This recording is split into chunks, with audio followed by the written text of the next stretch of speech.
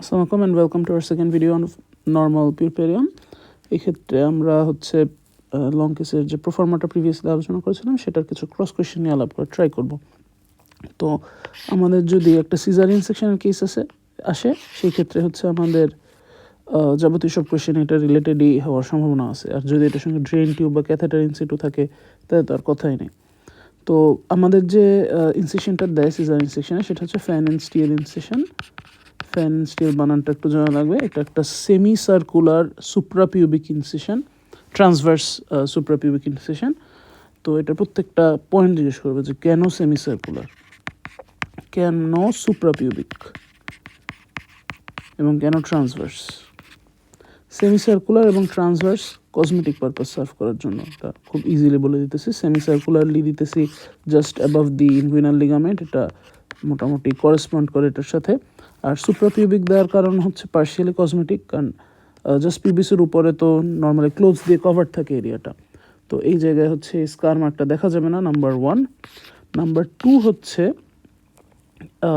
অ্যাবডোমেনে যদি উপর দেয় সেখানে ফ্যাট কন্টেন্ট বেশি, তো এটা কমপ্লিকেশনসের চান্স বেশি থাকে। সো এর জন্য নিচে দিলে এখানে রিলেটিভলি কম ফ্যাট পেটের চাইতে, সো এখানে হচ্ছে ইজি জিনিসটা।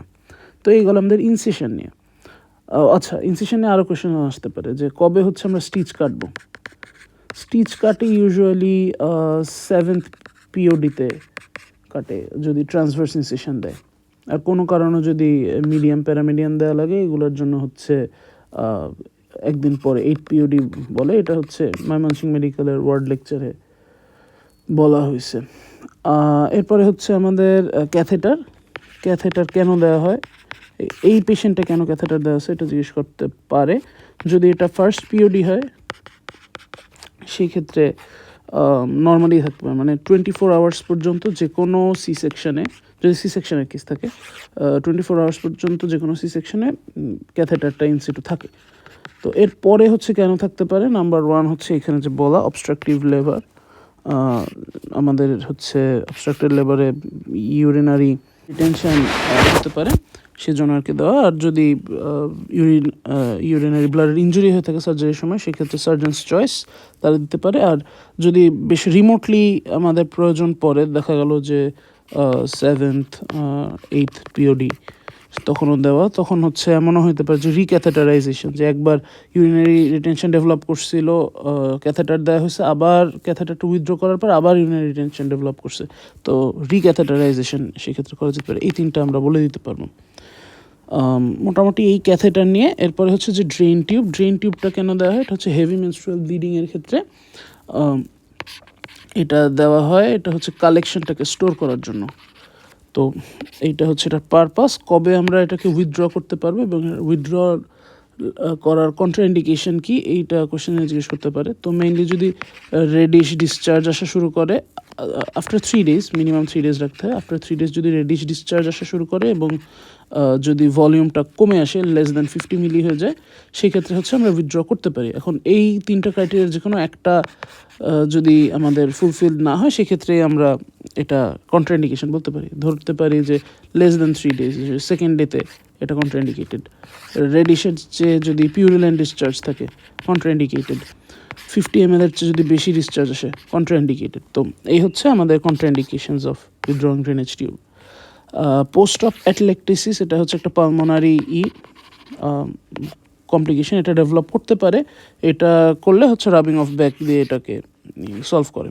এখন হচ্ছে লোকিয়া অ্যান্ড পিভি ব্লিডিং, যেটা পিপিএইচ সোজা কথা, এই দুইটা কীভাবে ডিফারেন্সিয়েট করতে হয় এটা আর কি জিজ্ঞেস করতে পারে। পিপিএইচটা হচ্ছে সোজা কথায় ম্যাসিভ ব্লিডিং, আর লোকিয়া হচ্ছে খুব স্লাইট আসে, প্রথম দিকেই থাকে, পরে ঠিক হয়ে যায়। 250 ml যেটা হচ্ছে 1 or 2 প্যাড সোক করে, আর যেটা পিপিএইচ ম্যাসিভ ব্লিডিং পুরো পেটিকোটটা সোকড হয়ে যায়, শকের ফিচার্স ডেভেলপ করে, সিভিয়ার অ্যানিমিয়া ডেভেলপ করে। তো এইগুলি হচ্ছে আমরা ডিফারেন্সিয়েট করে থাকি। এরপরে হচ্ছে আমাদের যখন প্যালপেট করতে দেবে সিনফাসিও ফান্ডাল হাইটটা আমরা চেক করব, তখন হচ্ছে আরও ফার্দার কোয়েশ্চেন করতে পারে যে এখানে হচ্ছে এসএফএইচ অ্যাডজাস্টেশনাল এজ নর্মালি যেভাবে আর কি করেসপন্ড করার কথা সেরকম করতেছে না। এটা যদি মানে এটা না করার কী কী ক্রাইটেরিয়া থাকতে পারে, এমন হতে পারে যে সিনফাসিও ফান্ডাল হাইটটা জেস্টেশনাল এইজের তুলনায় বেশি আছে। আবার সিমফাইসোফান্ডালহাইডটা জেস্টেশনাল এজ হচ্ছে কম আছে। তো এইটা আমরা একটু ইজিলি বুঝতে পারবো যে ধরলাম আমাদের কোনো কারণে ইউটেরাসটা বেশি সোলেন আপ, ওভার ডিস্টেন্ডেড, তখন নর্মাল যে ইউটেরাসটা যে লেভেলে থাকার কথা তার উপর লেভেলে থাকবে। সো এটার কজ হতে পারে টুইন প্রেগনেন্সি। একটা বাচ্চার জন্য যেটুকু স্পেস লাগে তার চাইতে দুইটা বাচ্চার জন্য বেশি স্পেস লাগবে, ইউটেরাসটাও উপরে উঠে যাবে। সো মাল্টিপল প্রেগনেন্সি, তারপর হচ্ছে মোলার প্রেগনেন্সি, তারপর হচ্ছে বেশি অ্যামনায়োটিক ফ্লুইড, পলিহাইড্রামিনোজ, একটা বেবি অনেক বড়, ম্যাক্রোসোমিয়া, এটা একটা কজ হতে পারে। আর যদি কোনো পেলভিক টিউমার থাকে, একটা ফাইব্রয়েড থাকলে বা হচ্ছে কোনো টিউমার থাকলে এটা অনেক বড় থাকে। আর হচ্ছে যদি ছোট হয়, ছোট হওয়ার কারণ হচ্ছে এটার এগেনস্টে বলে পলিহাইড্রামিনোজের এগেনস্টে অলিগোহাইড্রামিনোজ। তারপরে হচ্ছে বাচ্চাটার সাইজ যদি ছোট থাকে, বিগ বেবির এগেনস্টে হচ্ছে আমাদের ফিটাল গ্রোথ রিটার্ডেশন। তারপরে হচ্ছে বাচ্চাটা যদি মরে যায় থাকে, বেশি ডেভেলপ হওয়ার আগেই মরে গেছে, তাহলে হচ্ছে ইন্ট্রাইউটেরাইন ডেথ। তারপরে হচ্ছে যদি ট্রান্সভার্স লাই থাকে, মানে হচ্ছে বাচ্চাটা এইভাবে না থাকে, যদি এই অবস্থায় থাকে তখন হচ্ছে ইউটেরাসটা তো আর এই দিকে পুশ করতেছে না, সো এখানে হাত দিয়ে আর পাওয়া যায় না। যেমন ট্রান্সভার্স লাইয়ের ক্ষেত্রেও এটা দেখা যায়। আর দুইটার জন্যই কমন, যেটা আমার প্রথমে বলা উচিত ছিল, সেটা হচ্ছে মিস্টেকেন ডেট, যে এটা গোজ বোথ ওয়েজ। আসলে এটা বেশিও আসতে পারে, কমও আসতে পারে, সো এটা ইম্পর্ট্যান্ট। এই মোটামুটি হচ্ছে আমাদের বেসিক ক্রস কোয়েশ্চেনগুলি। এর বাইরে আর ক্রস কোয়েশ্চেন যদি করে জিজ্ঞেস করতে পারে যে এলএমপি বলতে পারলো না রোগী, সেক্ষেত্রে কীভাবে ডায়াগনোসিস করবে, সেটা হচ্ছে আলট্রাসোনোগ্রাফি দিয়ে এলএমপিটা ডিটারমাইন করা যায়, ইডিডিটা আর কি বের করা যায়, এলএমপি তো না, ইডিডিটা বের করা যায়। তো এই ছাড়া আর জিজ্ঞেস করতে পারে হচ্ছে ডিপেন্ডিং অন পিওডি, যে তোমার সেকেন্ড পিওডি বা থার্ড পিওডি কী কী কমপ্লিকেশন থাকতে পারে। সো যে কোনো পিওডিতে যে কোনো কমপ্লিকেশন ডেভেলপ করতে পারে, বাট মোস্ট কমনলি যেটা উইদিন 24 আওয়ার্স, এখানে লিখে যদি 24 আওয়ার্সে হচ্ছে আমাদের প্রাইমারি পিপিএইচ ডেভেলপ করার সবচেয়ে বেশি চান্স। তো 24 to 48 hours secondary PPH develop করতে পারে। তারপর হচ্ছে যে পোস্ট অফ অ্যাটলেকটেসিস, এটা ডেভেলপ করতে পারে। পাইরেক্সিয়া ডেভেলপ করতে পারে, কারণ ফার্স্ট 24 আওয়ার্সে পাইরেক্সিয়া ডেভেলপ করে না, বা এটাকে অ্যাবনর্মাল যে পিউপেরাল পাইরেক্সিয়া এটা আমরা বলি না। সো পাইরেক্সিয়া, সেকেন্ডারি পিপিএইচ, এই দুইটা মেইন। তারপর 48 to 72 আওয়ার্স পর এই সময় ডেভেলপ করতে পারে হচ্ছে ব্রেস্ট কমপ্লেন্স, পার্টিকুলারলি এটা থার্ড পিওডিতেই ব্রেস্ট ইনগর্জমেন্টটা ডেভেলপ করে। এটা ভেরি ভেরি ইম্পর্ট্যান্ট একটা কোয়েশ্চেন। তো ব্রেস্ট কমপ্লেন্স, ইউরিনারি কমপ্লেন্স এই সময় ডেভেলপ করতে পারে। তারপরে হচ্ছে 72 to 96 আওয়ার্স এই সময় হচ্ছে উন্ড ইনফেকশনগুলো মেনলি ডেভেলপ করে। আর 5th to 7th ডেতে ডিভিটি। তো একটা যদি বলতে বলে এইগুলি বলাই মঙ্গল, এরপর হচ্ছে বাকি সবগুলোর ক্ষেত্রে বলা যায়। তো এর চেয়ে আর বেশি কিছু জিজ্ঞেস করা উচিত না ফ্রম দ্য কেস। এরপরে থিওরিতে আমরা ঢুকে যেতে পারে। Theoretical question, definition of puerperium, duration and হচ্ছে ক্রাইটেরিয়া অফ নর্মাল পিউরপেরিয়াম, এটা জিজ্ঞেস করতে পারে এমনিতে। এটা আমরা প্রিভিয়াসলি বলে ফেলছি, I am not gonna repeat my self here. এরপরে জিজ্ঞেস করতে পারে যে এই পেশেন্টটা তুমি কীভাবে ম্যানেজ করবা। এখানে মেনলি রিটেনের জন্য 16টা পয়েন্ট দেওয়া, ডিপেন্ডিং অন দ্য পেশেন্ট আসলে ডিফারেন্ট আমাদের অ্যান্সার হবে। আমরা 16টা পয়েন্ট সব পেশেন্টের ক্ষেত্রেই সমানভাবে প্রযোজ্য হবে না, but for the sake of saying এখানে সবগুলো আলোচনা করা হয়েছে। তো আমি হচ্ছে একটু সহজভাবে বলার ট্রাই করি। প্রথমে যদি হেডলাইনগুলি বলি, আমাদের প্রথমে হচ্ছে ইমিডিয়েট কিছু স্টেপস থাকে just after delivery, immediate steps. তারপরে হচ্ছে আমাদের পেশেন্টের কাছে তার বাচ্চাকে নিয়ে যেতে হবে, সো রুমিং ইন নাম্বার 2। দেন হচ্ছে আমাদের পেশেন্টকে তার ডায়েট এবং হচ্ছে তার রেস্ট এবং অ্যাম্বুলেশন রিলেটেড কিছু অ্যাডভাইস দিতে হবে। তারপরে হচ্ছে আমাদের অ্যাকচুয়ালি রেস্ট অ্যান্ড অ্যাম্বুলেশন আলাদা পয়েন্ট করি, অ্যাম্বুলেশন, রেস্ট, এই রিলেটেড কিছু অ্যাডভাইস তাকে দিতে হবে।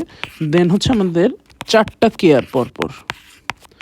আমাদের কেয়ারের মধ্যে হচ্ছে care of 4 B's, care of bowel, care of ব্ল্যাডার, care of breast and care of vulva, সেটাকে বালভা মনে রাখছি ইসের জন্য, জাস্ট নেমোনিকটার জন্য। সো এই হচ্ছে 4 B's, কেয়ার অফ 4 B's। তারপরে হচ্ছে আমাদের অ্যাসেপটিক কিছু প্রিকশন নিতে হবে, অ্যাসেপসিস। দেন হচ্ছে আমাদের ইমিউনাইজেশনের জন্য করতে হবে, কিছু স্টেপ নিতে হবে। মাইনর এইলমেন্ট যদি থাকে, মাইনর এইলমেন্ট সেগুলো হচ্ছে আমাদের ট্রিট করতে হবে। তারপরে হচ্ছে আমাদের কিছু পার্টিকুলার অ্যাডভাইস দিতে হবে, এটাই আমাদের one of the most important points. কিছু পেলভিক এক্সারসাইজ রেকমেন্ড করতে হয়। এছাড়া হচ্ছে আমাদের ডিসচার্জ ক্রাইটেরিয়া। তো আরেকটা পয়েন্ট যেটা বাদ গেছে সেটা দেখি আমরা কি বাদ গেছে। আমাদের প্রোগ্রেস চার্ট, এটা খুব ইম্পর্ট্যান্ট ছিল। প্রোগ্রেস চার্ট এটাকেও আমরা চেক করব। সো আমাদের এখান থেকে মেইনলি যেটা জানা লাগবে বা যেগুলো হচ্ছে আমাদের পেশেন্ট রিলেটেড সেটা হচ্ছে আমাদের ইমিডিয়েট স্টেপসের দরকার নেই, রুমিং ইন দরকার নেই, কারণ এগুলো হচ্ছে ইমিডিয়েটলি স্ট্যাবলিশ করে ফেলে। আমাদের পেশেন্টের ডায়েট, অ্যাম্বুলেশন, রেস্ট এগুলো নিয়ে কথা বলবো। এই 4টা কেয়ার নিয়ে অ্যাডভাইস দিব। তার হচ্ছে এইলমেন্টটার অ্যাডভাইস দিতে পারি আমরা চাইলে। ইমিউনাইজেশন নিয়ে অ্যাডভাইস দিব। আর হচ্ছে ইন জেনারেল যে অ্যাডভাইসগুলো এগুলি দিতে হবে। প্রোগ্রেস চার্ট এটাও ইম্পর্ট্যান্ট। ডিসচার্জটা আলাদাভাবে জিজ্ঞেস করে, ডিসচার্জ ইম্পর্ট্যান্ট। তো প্রথমত হচ্ছে যদি আমি ফর সেক অফ সেইং সবগুলাই বলি, ইমিডিয়েট স্টেপ হচ্ছে আমাদের close monitoring for the first hour. আমাদের হচ্ছে ভাইটালসগুলো ক্লোজলি মনিটর করব ফার্স্ট আওয়ার। রুমিং ইন হচ্ছে বাচ্চাকে আমার কাছে নিয়ে আসবো। ডায়েট হচ্ছে নন ল্যাকটেটিং মাদার যদি থাকে, মানে হচ্ছে যারা ব্রেস্ট ফিড করবে না বাচ্চাকে, তাদের ক্ষেত্রে হচ্ছে নর্মাল ডায়েট অ্যাজ নিডেড। আর যারা ল্যাকটেট করবে তাদের ক্ষেত্রে হচ্ছে হাই ক্যালোরি ডায়েট দিতে হবে, এবং ব্যালেন্স ডায়েটটা এনশিওর করতে হবে। তার প্রোটিন, ভিটামিন, কার্বোহাইড্রেট এগুলি হাই কোয়ান্টিটিতে যেন থাকে। অ্যাম্বুলেশন হচ্ছে অ্যাজ আর্লি অ্যাজ পসিবল। একটা আলাদা কোয়েশ্চেনই আসে যে আর্লি অ্যাম্বুলেশনের ইউজ কি, এটা আমরা একটু পরে বলতেছি। আর্লি অ্যাম্বুলেশন কেন দরকার। তারপরে হচ্ছে rest and sleep as needed, properly একদম 6 to 8 আওয়ার্স স্লিপ মাকে দিতে হবে। ওইট না, তার চেয়ে বেশি, লেট মি চেক। এখানে যাই হোক, তো মোটামুটি 8 আওয়ার্স স্লিপই বলে দেয়। 8 আওয়ার্স স্লিপ অ্যাভারেজ দিতে হয়। এখন care of bowel, bladder, breast, vulva. বাওয়েলের ক্ষেত্রে হচ্ছে অ্যাজ নিডেড বাউল পাস করতে হবে। যদি প্রবলেম হয় সেক্ষেত্রে হচ্ছে রাফেজ বা হাই ফাইবার ডায়েটটাকে ইনশিওর করতে হবে। যদি তাতেও কাজ না হয়, ইসাবগুল যে হাস্ক এটা দিয়ে ট্রাই করতে হবে তার বাউল পাসেজ। সেটা কাজ না হলে হচ্ছে ল্যাক্সেটিভ ইউজ করতে হবে, এটা লাস্ট লাইন। ব্লেডারের ক্ষেত্রে হচ্ছে যখনই তার ইউরিনারি আর্জ আসবে অ্যাজ নিডেড সে পাস করবে। যদি তাতে কাজ না হয় সেক্ষেত্রে হচ্ছে তার অ্যাডিকুয়েট প্রাইভেসি অ্যান্ড হচ্ছে যদি কোনো পেইন থাকে, পেইন রিলিফ ইনশিওর করতে হবে। দেন হচ্ছে তার ইউরিনারি আউটপুটটা অ্যাটেম্প্ট করতে হবে। যদি তাতেও মিকচুরেশন না হয় সেক্ষেত্রে হচ্ছে ক্যাথেটারাইজ করতে হবে। এখন এই প্রাইভেসি অ্যান্ড পেইন রিলিফটা কেন ইনশিওর করি, কারণ অনেক সময় দেখা যায় প্রাইভেসির জন্য ইউরিনারি রিটেনশন হইতেছে, যে একটা ওপেন স্পেস ওয়ার্ডের মধ্যে সে পছন্দ করতেছে না যাইতে, এটা হইতে পারে। আবার হচ্ছে পেইন রিলিফটার ইম্পর্টেন্স হচ্ছে অনেক সময় ওই যে পোস্ট অপারেটিভ পেইনের কারণে স্প্যাজম হয়ে থাকে পুরো মাসেলগুলো, তখন হচ্ছে ব্লাডারের মাসেলগুলো স্প্যাজম হয়ে থাকে, স্ফিংকটার টাটকানো থাকে, ইউরিনারি রিটেনশন হতে পারে। সো আইবুপ্রোফেন দিয়ে হচ্ছে পেইন রিলিফ দিয়ে দেন এটা অ্যাটেম্প্ট করতে হয়। এগুলোতেও কাজ না হলে ক্যাথেটারাইজেশন। ব্রেস্টের কেয়ার হচ্ছে রেগুলারলি নিপলটা ওয়াশ করতে হয় before breast feeding, wash nipple. আর হচ্ছে তা স্টেরাইল ক্লোথ দিয়ে জিনিসটাকে মুছে নিতে হয় ওয়াশ করার পর। দেন হচ্ছে শর্ট ডিউরেশনে ফ্রিকোয়েন্ট ব্রেস্ট ফিডিং করা হয়, তাহলে হচ্ছে ব্রেস্ট ইনগর্জমেন্ট একটা কমপ্লিকেশন এটা ডেভেলপ করে না। ভালভার কেয়ার হচ্ছে রেগুলার আর কি প্রপার হাইজিন মেনটেন করা, স্টেরাইল প্যাড ইউজ করা, after each bout of defecation হচ্ছে ওয়াশ করা, এই জিনিসগুলো আর কি মেনটেন করতে হয়। অ্যাসেপসিস হচ্ছে একদম খুব লিবারালি অ্যান্টিসেপটিক ইউজ করতে হয় এই সময়, যে ডাক্তারদের সব জায়গায় অ্যান্টিসেপটিক প্রচুর পরিমাণে ইউজ করতে হয় যেন কোনো রকম সেপসিস, পাইরেক্স এগুলো ডেভেলপ না করে। ইমিউনাইজেশনের ক্ষেত্রে হচ্ছে আমরা ভ্যাকসিনগুলো দিই, এমআর ভ্যাকসিন, দেন হচ্ছে টিটানাস ভ্যাকসিন, হেপাটাইটিস বি ভাইরাসের জন্য ভ্যাকসিন, এগুলি পার্টিকুলারলি ডিসি তত্ত্বতে বলা আছে। এছাড়া হচ্ছে মানে মেনলি ইপিআই শিডিউল অনুসারে মা ভ্যাকসিনেটেড কিনা এটা ইনশিওর করে। আর হচ্ছে টিডি ভ্যাকসিন আর এমআর ভ্যাকসিন, এই দুইটা হচ্ছে পার্টিকুলার ইম্পর্টেন্স দেওয়া হয় স্পেশালি। আর একই সাথে বলে দেয় যে বাচ্চারও ভ্যাকসিনেশনটা ইপিআই শিডিউল অনুসারে দেওয়া হয়, এবং ইপিআই শিডিউল থেকেও ভাইভা কোয়েশ্চেন করা হয়। এছাড়া আমাদের ভ্যাকসিন ছাড়া অ্যান্টি ডি দেওয়া প্রয়োজন হতে পারে যদি RH নেগেটিভ মাদারে RH পজিটিভ ফিচটাস জন্মায়।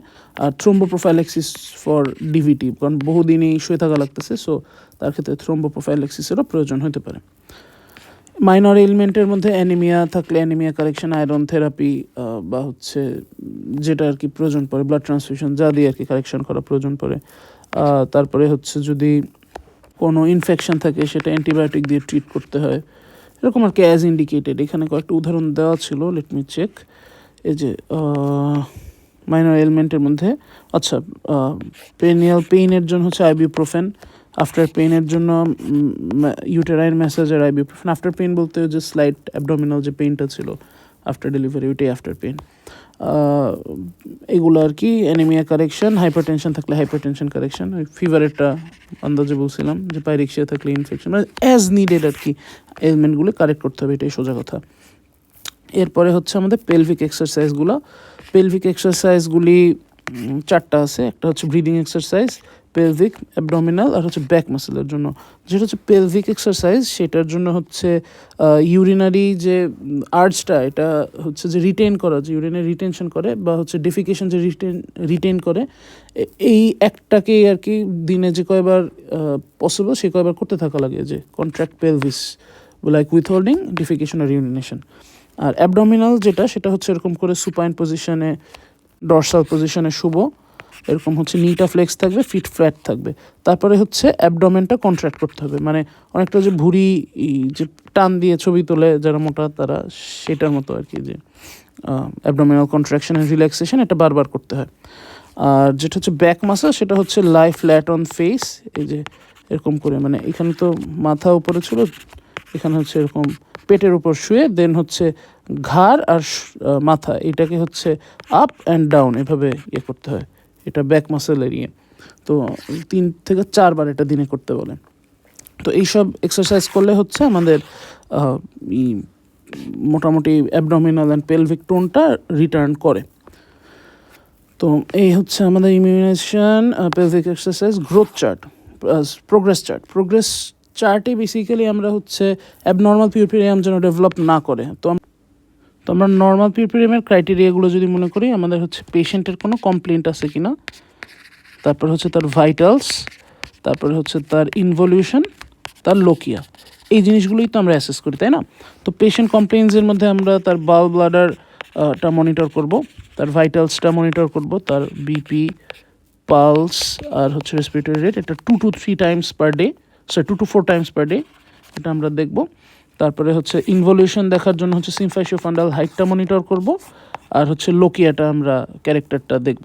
তো মোটামুটি এই আমাদের হচ্ছে প্রত্যেক দিনই করতে হবে। আর কোনটা মানে প্রোগ্রেসটা কোন প্যারামিটারটা কয়বার এটা জিজ্ঞেস করে, যেটা বললাম ভাইটালসটা 2 to 4 টাইমস, আর সিম্ফাইশিওফান্ডাল হাইট এটা ওয়ান্স পার ডে, কারণ এটা তো আসলে দিনেই আর কি কমে, এই যে 1.25 সেন্টিমিটার পার ডে, এই রেটেই তো কমে, সো ওয়ান্স ডেইলি আর কি চেক করতে হয়। তো মোটামুটি এই আমাদের প্রোগ্রেস। অ্যাডভাইস হচ্ছে মোটামুটি ওই এতক্ষণ যে আলাপ আলোচনা করছি সেগুলোর উপর বেস করে, বাট এটা আলাদা কোয়েশ্চেন আসে, এর জন্য আলাদাভাবে পয়েন্টগুলো বলা। তো প্রথমে হচ্ছে আমরা তার জেনারেল হেলথ ইমপ্রুভ করার জন্য কিছু অ্যাডভাইস দেবো, যেরকম তার প্রপার ডায়েট, অ্যাডিকুয়েট রেস্ট, যদি মাইনর এলিমেন্ট থাকে সেটা কারেকশন, যেরকম আয়রন থেরাপি দিয়ে অ্যানিমিয়া কারেকশন, তার ডেইলি অ্যাক্টিভিটি সে কন্টিনিউ করতে পারবে, এটা তাকে জানাবো। পেলভিক মাসেল এক্সারসাইজটা 4 থেকে 6 সপ্তাহ পর্যন্ত কন্টিনিউ করতে বলবো। ভ্যাকসিন তাকে দিতে বলবো।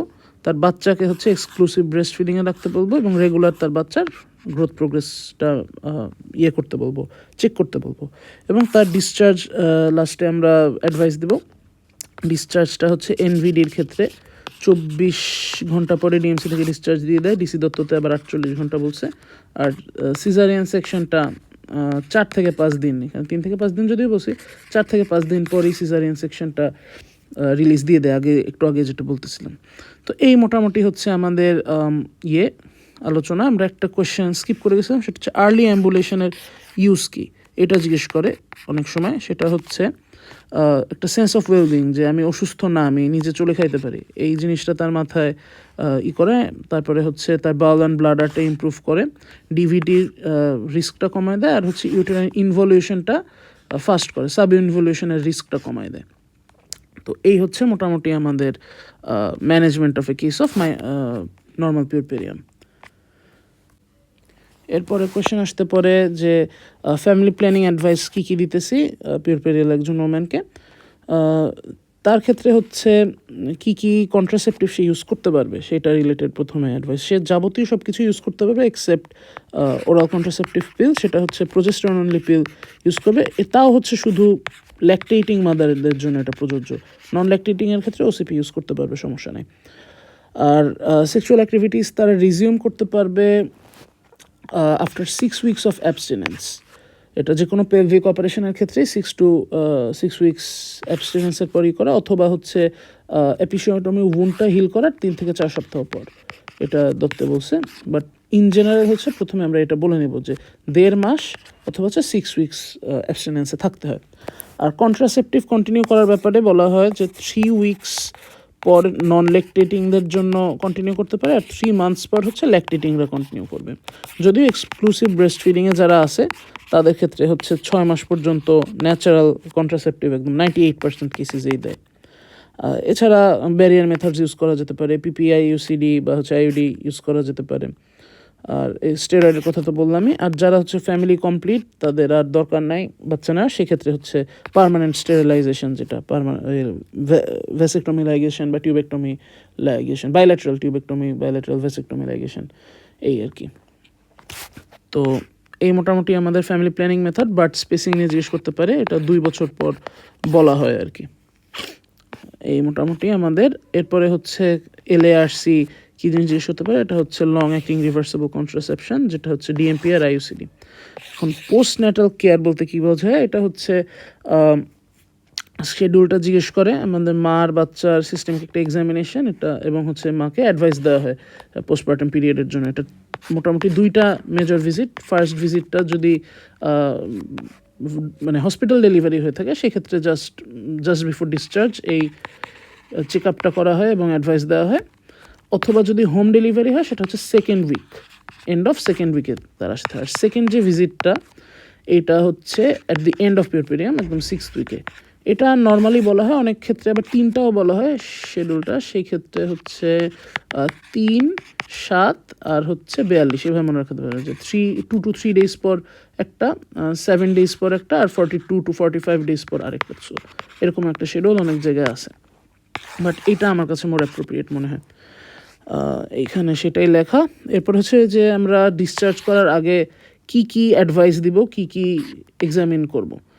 তো আমরা হচ্ছে ওভারঅল কিছু রুটিন এক্সামিনেশন করি। তার মায়ের ক্ষেত্রে হচ্ছে মায়ের প্যালোর আছে কিনা, তারপর তার ওয়েট কেমন, বিপি কেমন, ভাইটালস, তার ব্রেস্টের স্ট্যাটাস কেমন, তার হচ্ছে অ্যাবডোমিনাল টোন কেমন, এই জিনিসগুলো এরকম 5-6টা জিনিস আমরা রুটিনলি চেক করি। এরপরে হচ্ছে তার পেলভিক এক্সামিনেশন করে দেখি ফার্দার ফলো আপের জন্য, যে পিপিএইচ ডেভেলপ করছে কিনা বা কোনো সমস্যা হচ্ছে কিনা। আর একবারে হচ্ছে সার্ভাইকাল স্মিয়ার নিয়ে রাখা হয় সার্ভাইকাল ক্যান্সার স্ক্রিনিংয়ের প্রসিডিওর হিসাবে। আর ল্যাব ইনভেস্টিগেশন হিসাবে হচ্ছে আমরা হিমোগ্লোবিন পার্সেন্টেজটা রুটিনলি করি, আর যার যেটা প্রয়োজন স্পেশালি সেটা আমরা করতে পারি। যেরকম হচ্ছে কারো যদি প্রোটিন ইউরিয়ার হিস্ট্রি থাকে, তার হচ্ছে আমরা হিট কোয়াগুলেশন টেস্ট বা হচ্ছে 24 আওয়ার্স ইউরিনারি প্রোটিন, এগুলো চেক করতে পারি, এরকম আর কি অ্যাজ নিডেড। বাট এই রুটিন এক্সামিনেশনগুলো কিছু করি, পেলভিক এক্সামিনেশন করি আর ল্যাব এক্সামিনেশন করি, এগুলোই মেনলি সবার জন্য। আর অ্যাডভাইস যেটা একটু আগেই বললাম, ওই 5টা জিনিস। সো আমরা যদি আবার অ্যাডভাইসটা একটু রিক্যাপ করি, বেশি ইম্পর্টেন্ট বলে আবার বলতেছি। তার হচ্ছে জেনারেল ওয়েলবিংয়ের জন্য কিছু, যেরকম ডায়েট, তার হচ্ছে আয়রন থেরাপি যদি অ্যানিমিয়া থাকে, তার রেস্ট, এগুলো নিয়ে কথাবার্তা। তারপর হচ্ছে তার কন্টিনিউয়েশন অফ ডেইলি অ্যাক্টিভিটিস। তারপরে হচ্ছে তার ভ্যাকসিনেশন রিলেটেড কিছু অ্যাডভাইস। তারপর হচ্ছে তার বাচ্চা রিলেটেড অ্যাডভাইস, তার এক্সক্লুসিভ ব্রেস্ট ফিডিংয়ে থাকতে হবে। তারপরে হচ্ছে তার প্রোগ্রেসটা চার্ট করতে হবে, এই জিনিসগুলো আর কি। তো এগুলোই আমরা আবার অ্যাডভাইস দিব। আচ্ছা, পেলভিক এক্সারসাইজের কথা বলে গেছি, ওইটাও পেলভিক এক্সারসাইজ 4 থেকে 6 সপ্তাহ পর্যন্ত কন্টিনিউ করতে বলবো। আচ্ছা, তো মোটামুটি আমাদের কাজের জিনিসপত্র যা, এগুলাই মেনলি জিজ্ঞেস করি। এখন হচ্ছে লেস ইম্পর্টেন্ট কয়েকটা কোয়েশ্চেন করে শেষ করি। তো এর মধ্যে প্রথমেই হচ্ছে what is after pain, mechanism of after pain. After pain হচ্ছে আমাদের জাস্ট আফটার ডেলিভারি পেটের মধ্যে কিছু ক্লটস, ব্লাড ক্লটস থেকে যায় এবং ইউটেরাসটা কন্ট্রাক্ট করে করে এদের বের করার ট্রাই করে আস্তে আস্তে। তো এই প্রসেসটাই হচ্ছে আফটার পেইন। এই যে কন্ট্রাকশনের সময় পেইনটা হয় ওইটাই আফটার পেইন। তো এখানে সেটাই লেখা যে এটা একটা অ্যাটেম্প্ট টু এক্সপেল ক্লটস, যার জন্য পেইন ডেভেলপ করে। এই তো এরপরে কোয়েশ্চেন হচ্ছে লোকিয়া। এটা অবশ্য একদম কম ইম্পর্টেন্টও না। লোকিয়া হচ্ছে 14 দিন পর্যন্ত, ফার্স্ট ফর্টনাইট অফ পেরিপেডিয়াম পর্যন্ত পারভেজানাল কিছু ডিসচার্জ আসতে পারে। এটা হচ্ছে ইউটেরাসের ভিতর থেকেই আসে বা হচ্ছে ভেজাইনা থেকে আসে। এটার নর্মাল স্মেল হচ্ছে, এটার কী কী জানা লাগে, এটার অর্ডার, এটার কালার, ডিউরেশন, অ্যামাউন্ট। তো অর্ডার হচ্ছে একটু peculiar fishy order, normal vaginal অর্ডারের মতো আর কি বলা যায়। যদি ম্যাল অর্ডার ডেভেলপ করে এটা ইন্ডিকেটিভ অফ ইনফেকশন। কালার হচ্ছে, এটা ভেরি ইম্পর্টেন্ট, এটাই মেনলি জানা লাগে যদি একটা জিনিস জানা হয়। এটা 3টা টাইপ হয়, একটা হচ্ছে রুব্রা, সেরোসা, অ্যালবা। রুব্রা মানে লাল, সেরোসা মানে হোয়াইট, সেরোসা মানে হোয়াইট না, ঠিক, এটা সেরাস ফ্লুইডের যেটা আর কি সেই সেরোসা। আর অ্যালবা মানে হচ্ছে হোয়াইট একদম, যে লিনিয়া অ্যালবার অ্যালবা।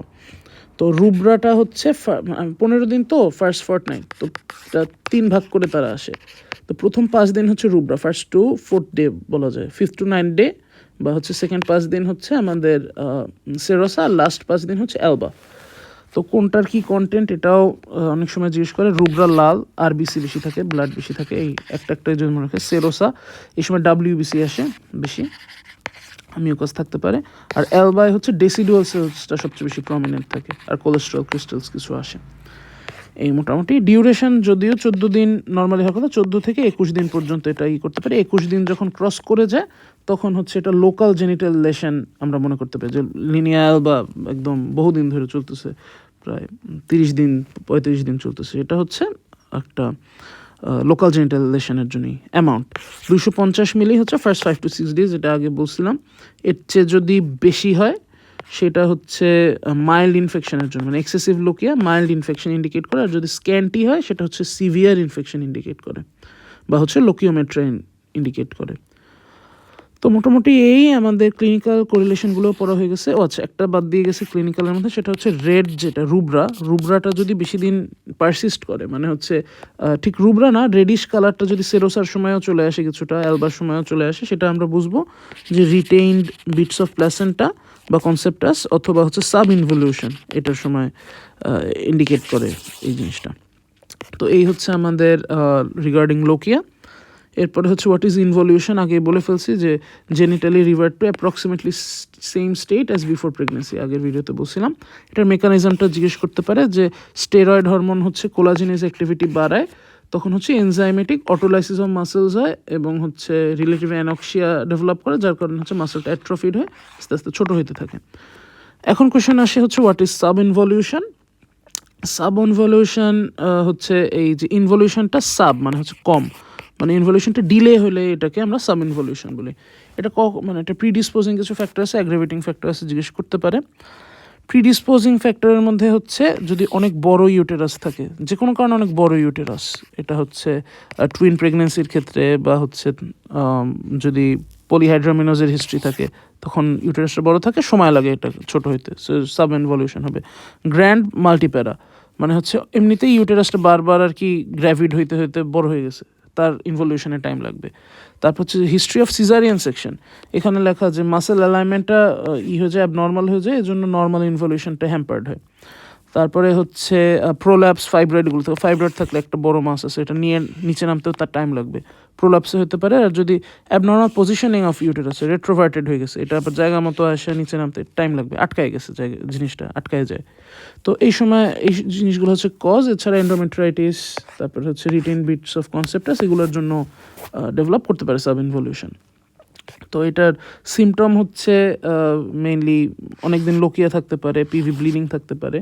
আর সাইন্সের মধ্যে হচ্ছে ইউটেরাসটা সফট অ্যান্ড বগি থাকে, আর সিম্ফাসিওফান্ডাল হাইটটা জেস্টেশনাল এইজের চাইতে বেশি থাকে, এটাই মেইন আর কি সাইন। এটা ট্রিটমেন্ট হচ্ছে অ্যাকর্ডিং টু কজ। যদি এন্ডোমেট্রাইটিস থাকে তাইলে হচ্ছে সেটা করতে হবে, অ্যান্টিবায়োটিক দিয়ে ট্রিট। প্রোল্যাপস ডেভেলপ করলে সেটা পেসারি ইউজ করে আর কি আটকাই দিতে হবে। ফাইব্রয়েড মায়োমেক্টমি বা হিস্টেরেক্টমি, যেটা আর কি হিস্টেরেক্টমি তো মানে ফ্যামিলি কমপ্লিট হইলে, মায়োমেক্টমিটাই মেনলি ইয়াং পেশেন্টদের জন্য। এক্সপ্লোরেশন অফ ইউটেরাস হচ্ছে রিটেন বিটস অফ কনসেপ্টাসটাকে রিমুভ করার জন্য। এই আর কি মোটামুটি সাব ইনভলিউশনের ম্যানেজমেন্ট। এরপর আমরা অ্যাবনর্মাল পিউপেরিয়ামে আসি এবং এটা আমরা একটা ফিউচার ভিডিওতে আলাপ করে এখানে আমরা আমাদের ডিসকাশন দীর্ঘায়িত না করি। Thank you. আসসালামু আলাইকুম।